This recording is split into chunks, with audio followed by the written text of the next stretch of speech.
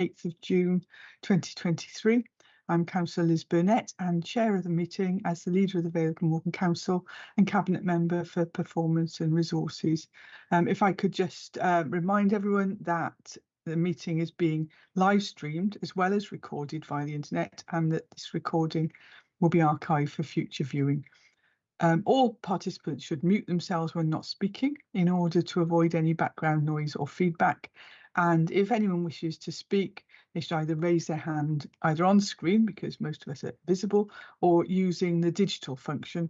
We're only going to use the chat function for highlighting any technical issues and or to attract the attention of the Chair of Democratic Services.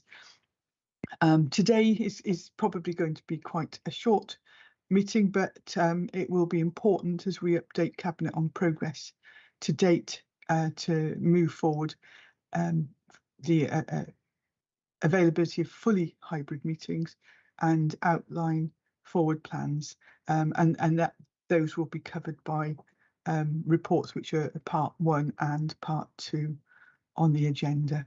So if I just move my papers around, we can get on to the main body of the meeting.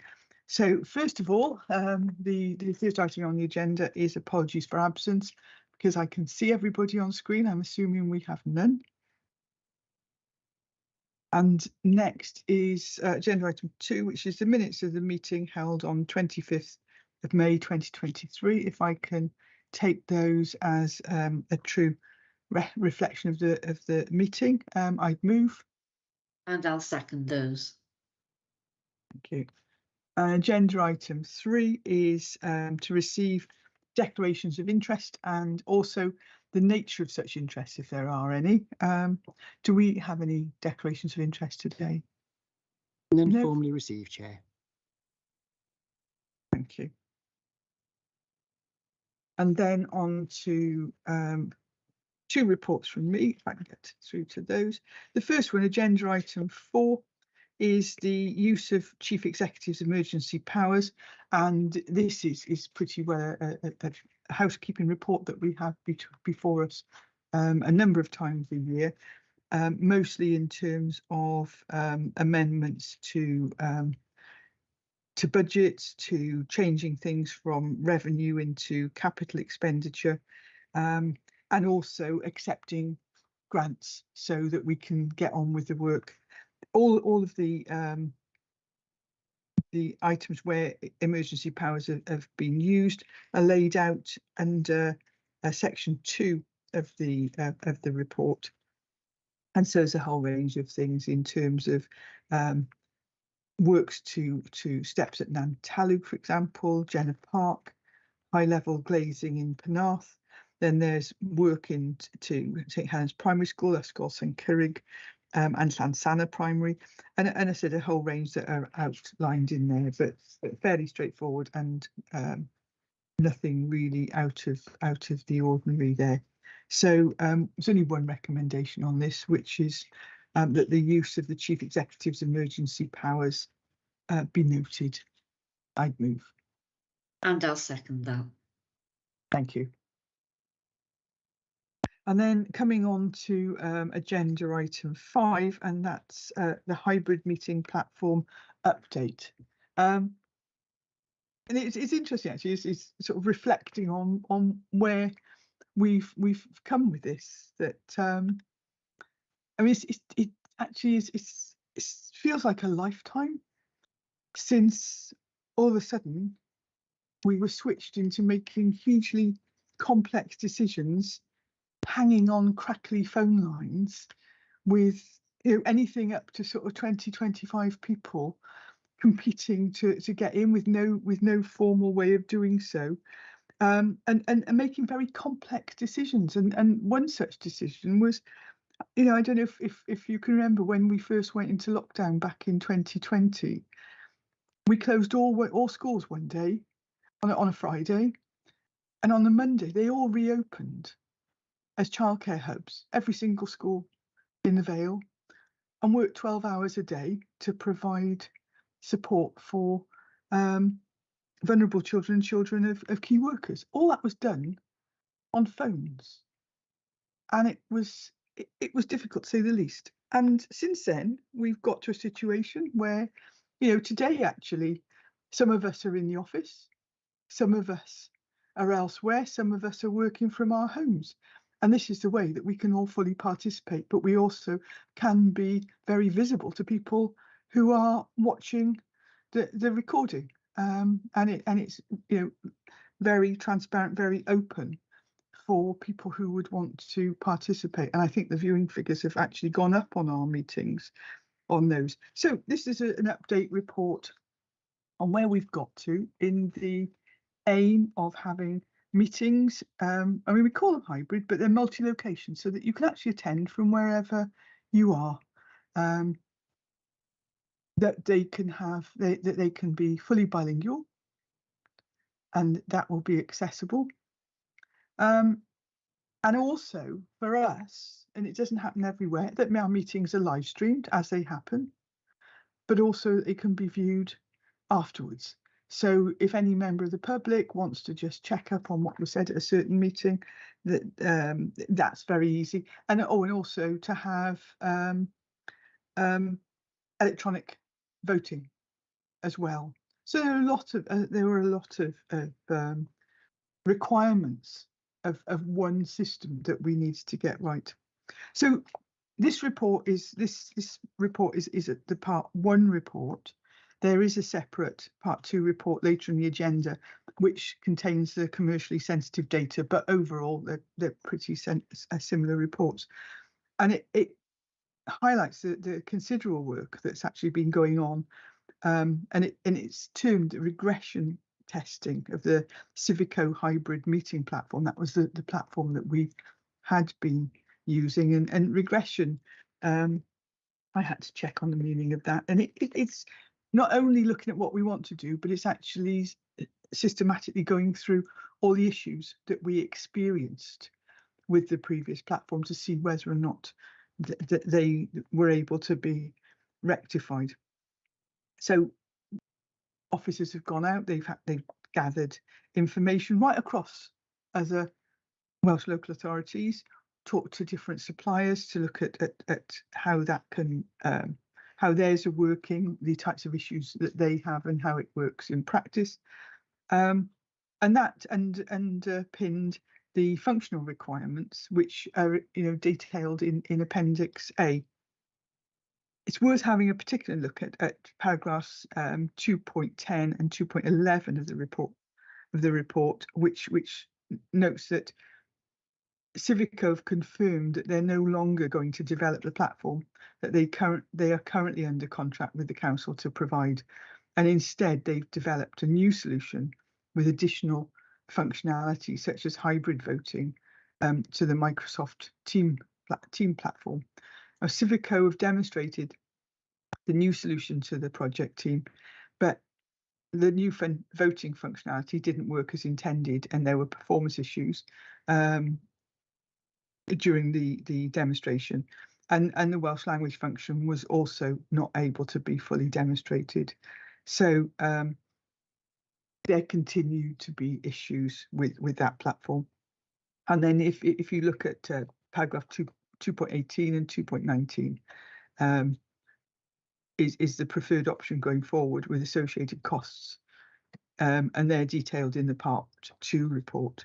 So in 2.18 it says to enter into a performance assessment, which is a proof of concept agreement. So that's where sort of piloting and testing it out with an alternative supplier on a short-term basis, which would be up to 12 months, to live test the preferred solution, and at the council's discretion to enter into a 3-year contract with an option to extend for 1 additional year. And the preferred and recommended approach is to proceed in line with the approach set out in that paragraph. Such an approach would allow further testing during the initial year to build confidence in the new system in advance of entering into a longer term contract arrangement. And then if you sort of move on through the report a bit, that in paragraph 2.26, it outlines that Microsoft Teams and Livestream via OBS and YouTube will continue to be used to facilitate remote meetings until a replacement hybrid meeting platform capable of providing suitable translation requirements has been identified and implemented. So we're going to continue for a short while we move over to that. We will be looking at investing in an enhanced broadband link, which will be sort of 500 megabits per second to support this in order to, but then actually 500 is not huge these days. And I think an awful lot of us have been moving on to that to make sure that we've got an effective link. And then going on, paragraphs 2.27 to 2.35 of the report refer to the practical and resource implications. And they recommend a feasibility study being undertaken to actually look at whether or not we have a fixed layout in the council chamber and committee rooms, which simplifies the sort of setup for the live streaming, etc., and resource implications. So we'll be looking at that, and we'll also be talking to elected members to establish their choice of language when participating in council and committee meetings, etc., to make sure that we are fully able to treat both languages as equal. So the recommendations before us on this report, on the Part 1 report, is that Cabinet notes the position as outlined within this report and considers the data provided in the Part 2 report before making a decision on the way forward regarding the Council's contractual arrangements and the options going forward later in the agenda.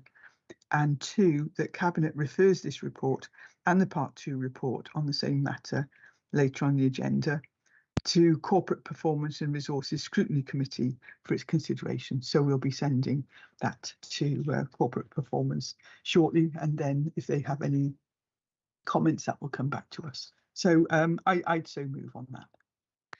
And I'll second those recommendations. Thank you.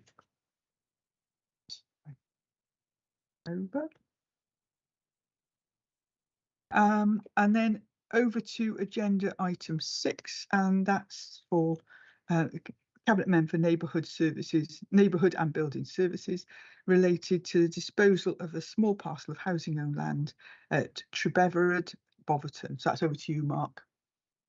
Thank you very much, Lisa. Yes, this is a report on a very small parcel of land owned at Trebeverard in Boverton.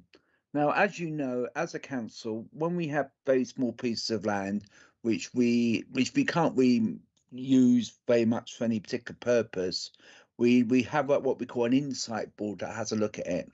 And if there's no one else not interested in that piece of land in terms of the council, we then, if we do get inquiries, then we can offer it for sale. Now, we've had such an inquiry.